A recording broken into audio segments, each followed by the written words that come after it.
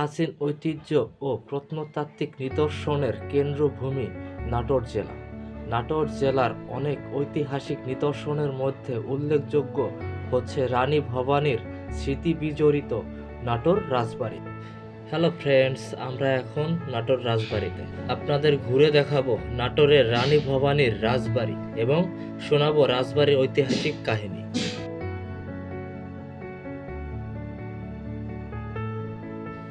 দেখতে পাচ্ছেন নাটোর রাজবাড়ির প্রথম গেট বা মেইন গেট।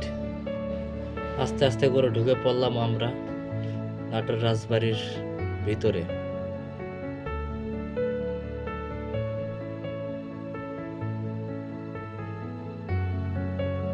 নাটোর রাজবাড়ির ভিতরে রয়েছে বেশ অনেকগুলা মন্দির।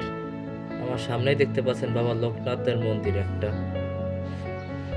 এখন দেখতে পাচ্ছেন শিব মন্দির, এটা অনেক সুন্দর একটা মন্দির। সামনে দেখতে পাচ্ছেন গণেশের আকৃতির একটা টেরাকোটা, খুব সুন্দর দেখাচ্ছে।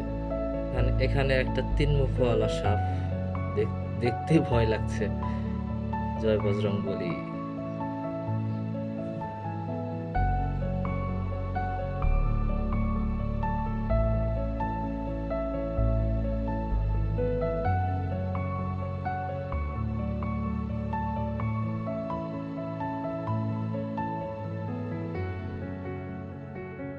এটা রাজবাড়ির বৈঠকখানা।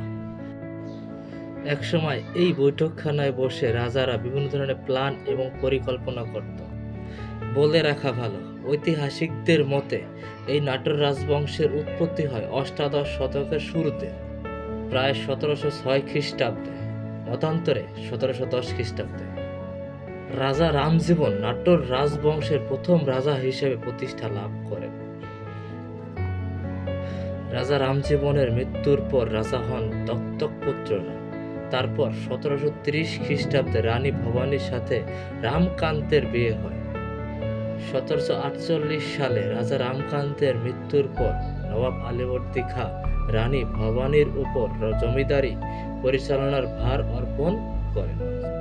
জানা গেছে রানী ভবানীর রাজত্বকালে নাটোরের জমিদারি ব্যাপক বিস্তার লাভ করেন। রানী ভবানীর মৃত্যুর পর জমিদারের দায়িত্ব নেন রাজা বিশ্বনাথ ও রাজা শিবনাথ। এই দুই ভাইয়ের মধ্যে রাজত্ব বন্টন করে দেন। রাজা বিশ্বনাথ বড় তরফ ও রাজা শিবনাথ ছোট তরফ হিসেবে পরিচিতি লাভ করেন। আপনারা এখন দেখতে পাচ্ছেন ছোট তরফ রাজপ্রাসাদ। ছোট ভাই শিবনাথের এই রাজপ্রাসাদটি ছিল। কত সুন্দর কারুকাজে মোড়ানো এই বিল্ডিংগুলো।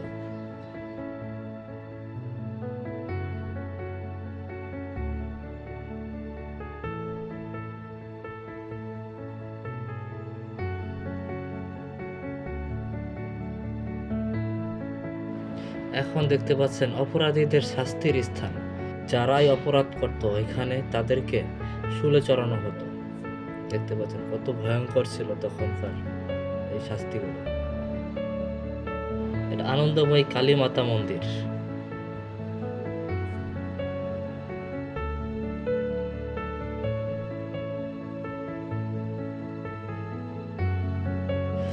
যাদের সম্পূর্ণ রাজবাড়ি হেঁটে হেঁটে ঘুরে দেখতে সম্ভব না, তাদের জন্য ঘোড়ার গাড়ির ব্যবস্থা আছে। এটি রাজবাড়ির পরিত্যক্ত একটি কুয়া। অনেক পর্যটক এবং অনেক স্কুল থেকে পিকনিকে এসেছেন এই রাজবাড়ি দেখতে।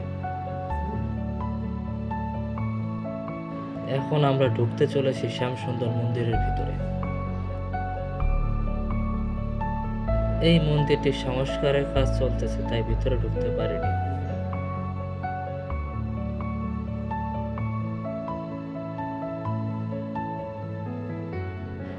এটা দুর্গা মন্দির।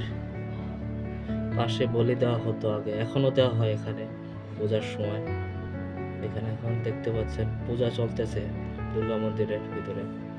এটা একটি রথ। এখন আমরা ঢুকতেছি সর্বমঙ্গল মাতার মন্দির।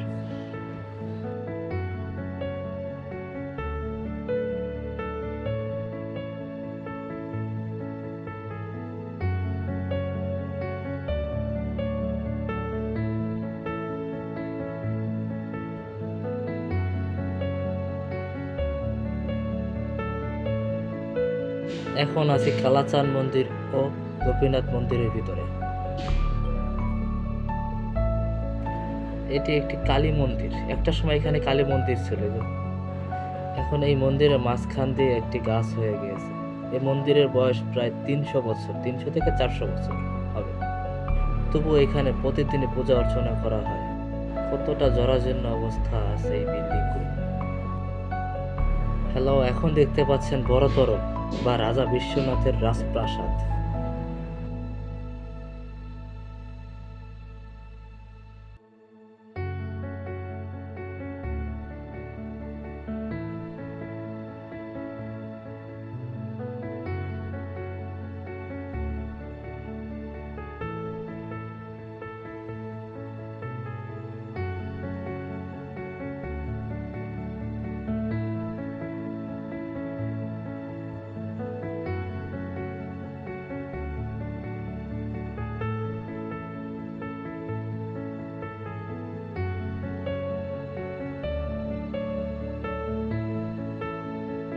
আমার সামনেই দেখতে পাচ্ছেন রানী ভবানীর কফি হাউস।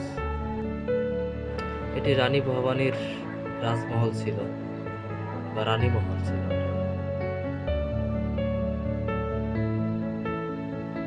পুরোটাই এখন জরাজীর্ণ অবস্থা, ভেঙে যায় অবস্থায়।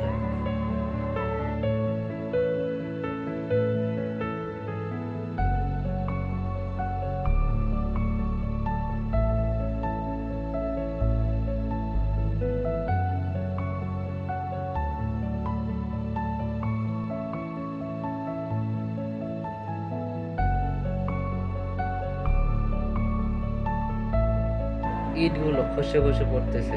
একটা সময় এই ইটগুলো আর থাকবে না যদি সংস্কার না করা হয়।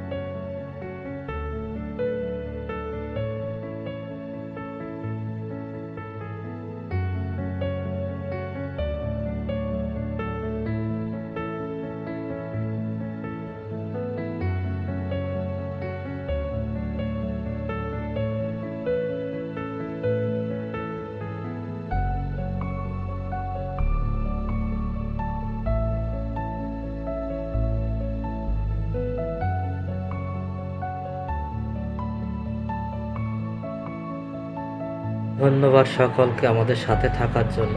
আবার দেখা হবে অন্য কোনো ভিডিওতে। এখন টাটা, বাই বাই।